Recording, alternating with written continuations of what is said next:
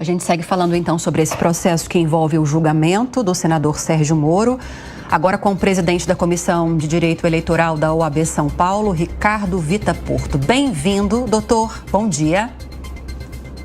Olá, Lívia, é um prazer estar aqui de volta na Jovem Pan para comentar esse caso aí rumoroso nos meios jurídicos, né? Parece uma novela que a gente fica acompanhando cada um dos capítulos, né? Exatamente. Ontem tivemos exatamente esse voto que levou ao empate, mas ainda tem muitos votos a serem dados lá no TRE do Paraná, né? Então, muito assunto ainda em vista para os próximos dias. É por isso que o senhor está aqui, para nos ajudar a entender esses próximos passos, mas antes eu queria entender melhor sobre o que diz, de fato, a legislação brasileira em relação a esse caso de Sérgio Moro, porque, resumindo, a gente tem os autores da ação, PT e PL, temos até o Ministério Público Federal acusando o senador de abuso de poder econômico, principalmente quando se somam os valores gastos na pré-campanha à presidência pelo Podemos ainda, e nós temos uma defesa que nega essas irregularidades e diz, inclusive, que Sérgio Moro foi eleito independentemente de qualquer exposição maior durante essa pré-campanha. O que exatamente diz a lei sobre esse caso, doutor? O problema é exatamente esse, Lívia. A lei não diz nada a esse respeito, né? Antigamente, a gente tinha uma campanha eleitoral que durava 3 meses.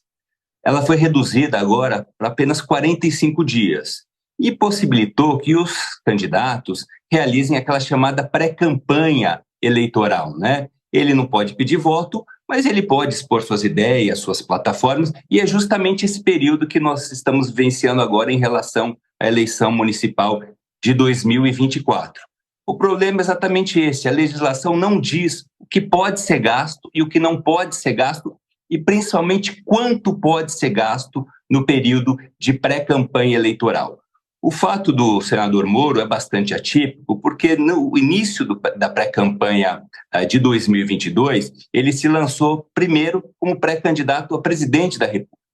Depois ele alterou o domicílio eleitoral, foi para São Paulo, e em São Paulo ele fez uma espécie de pré-campanha para deputado federal. A transferência dele, o domicílio, foi negado pelo TRE de São Paulo e ele retornou ao Paraná, onde então iniciou também uma pré-campanha para senador, cargo no qual ele acabou concorrendo e vencendo as eleições.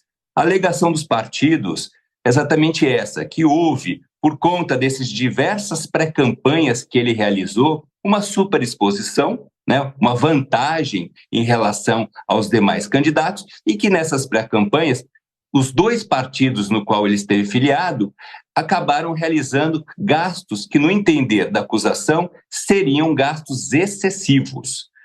A questão é que a legislação eleitoral não determina, né, um parâmetro, o que é gasto excessivo e o que não é gasto excessivo, o que pode e o que não pode ser gasto durante a pré-campanha eleitoral. Então, essa é uma discussão muito emblemática para o direito eleitoral, que inclusive vai influenciar em muito as eleições municipais agora de 2024, para os pré-candidatos a prefeito saberem quanto que pode ser gasto durante esse período que antecede o de propaganda eleitoral.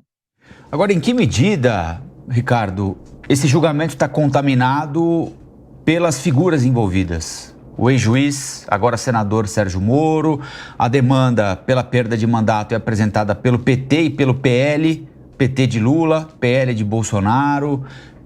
Em que medida é possível ter um julgamento isento, jurídico e não político? Olha, Rafael, na verdade, a gente não pode descartar, né, como você bem colocou, os personagens envolvidos em cada processo, né?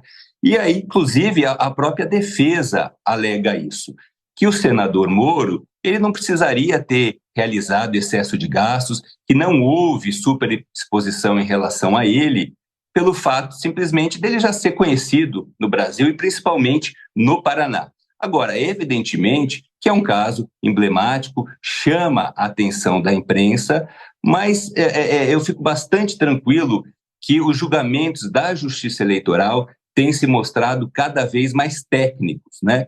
E alguma parte, inclusive a nossa própria matéria aí já cuida de esclarecer, esse julgamento, seja pela cassação ou não do senador lá pelo TRE do Paraná, cabe recurso ao Tribunal Superior Eleitoral. Inclusive, se o senador vier a ser cassado no Paraná, ele continua no cargo, continua exercendo normalmente o seu mandato de senador até que a instância revisora, que no caso é o Tribunal Superior Eleitoral, venha julgar o caso definitivamente.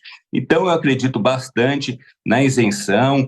Muito tem se colocado, Rafael, é verdade, que esse voto divergente teria sido feito por um juiz do TRE do Paraná, que foi indicado pelo presidente Lula, mas eu quero aqui deixar bastante claro que não é uma escolha aleatória da presidência da República a nomeação para os cargos dos tribunais regionais eleitorais.